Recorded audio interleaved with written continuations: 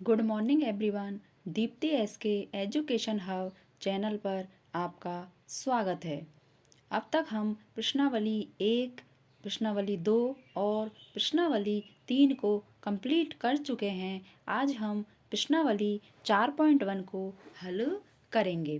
प्रश्नावली 4 का नाम है द्विघात समीकरण। द्विघात समीकरण क्या होते हैं, आइए देखते हैं। किसी चर x में जो द्विघात समीकरण होता है वह होता है A X square plus B X plus C बराबर 0। यहाँ पर ए, वी और सी वास्तविक संख्याएं होती हैं तथा ए इज नॉट इक्वल टू 0, अर्थात ए का मान 0 नहीं होता है। जांच कीजिए कि ये द्विघात समीकरण हैं। फर्स्ट है एक्स प्लस 1 का होल स्क्वायर बराबर 2 ऑफ एक्स माइनस 3। हम जानते हैं कि ए प्लस वी का होल स्क्वायर होता है ए का square plus 2ab plus B square. इसलिए जब हम एक्स माइनस 1 का होल स्क्वायर करेंगे तो हमें प्राप्त होगा x square plus 2x plus 1 बराबर 2x माइनस 6।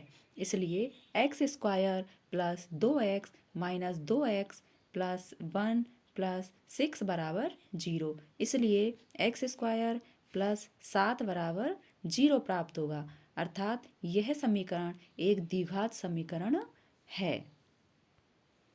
नेक्स्ट क्वेश्चन है bracket of x minus 2 bracket of x plus 1 बराबर bracket of x minus 1 and bracket of x plus 3।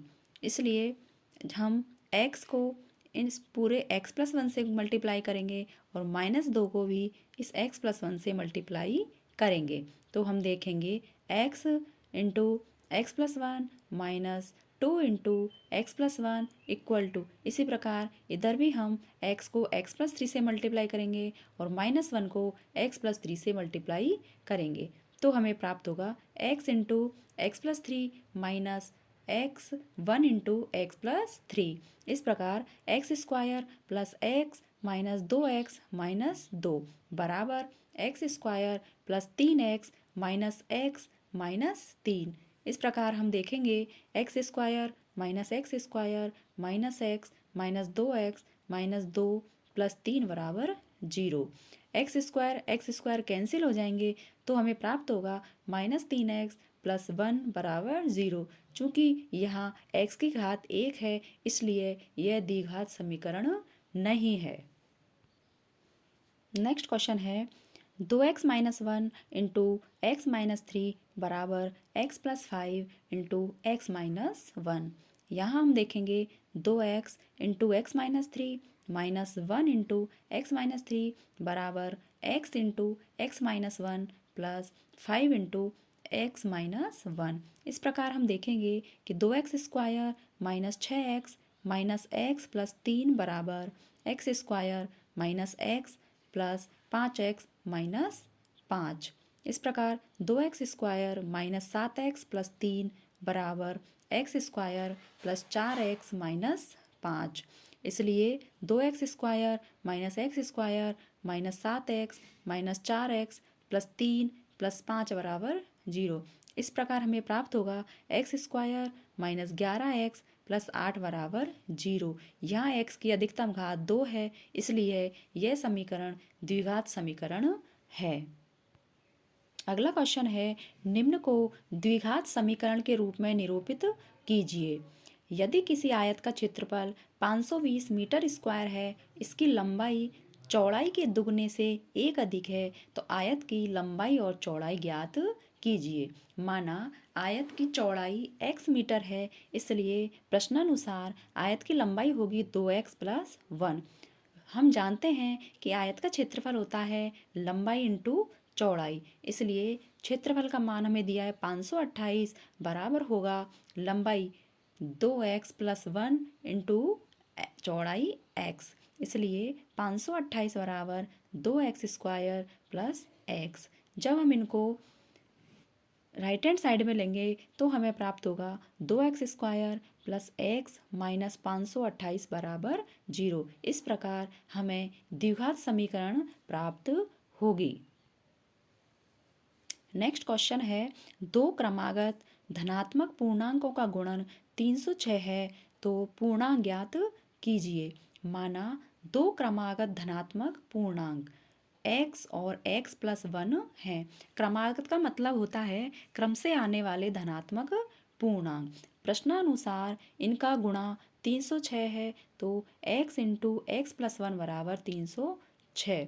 जब हम इनको गुणा करेंगे तो हमें x² प्लस x प्राप्त होगा और 306 को जब हम लेफ्ट हैंड साइड लेंगे तो यह माइनस 306 प्राप्त होगा। इस प्रकार x² प्लस x माइनस 306 बराबर 0 एक द्विघात समीकरण है।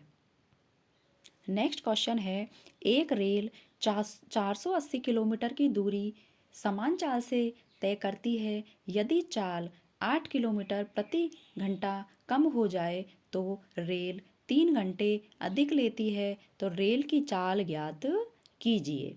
माना रेल की चाल x किलोमीटर प्रति घंटा है तथा समय t घंटा है।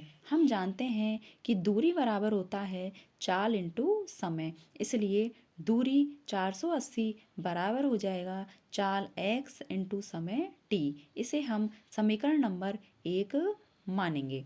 अब हम देखेंगे कि जब चाल को कम कर दिया तो समय बढ़ा तो दूरी का मान तो वही रहेगा, इसलिए 480 बराबर होगा x minus 8 into T plus 3। इसको हम समीकरण नंबर 2 मानेंगे। चूँकि दूरी का मान दोनों समीकरणों में बराबर है इसलिए दायां भाग भी दोनों में बराबर होगा, इसलिए दोनों समीकरणों को बराबर करने पर x minus 8 into T plus 3 बराबर x इंटू टी। इसलिए अब हम इनको गुणा करेंगे तो xt plus 3x minus 8t minus 24 बराबर x इंटू टी। अब 3x माइनस 8t माइनस 24 बराबर 0।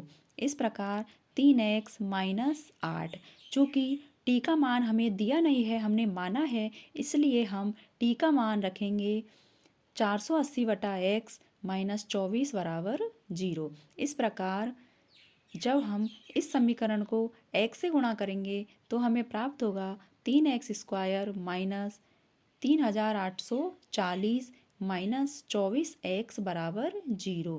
इसलिए x² माइनस 8x माइनस 1280 बराबर 0। अतः हमें यह एक द्विघात समीकरण प्राप्त होगी।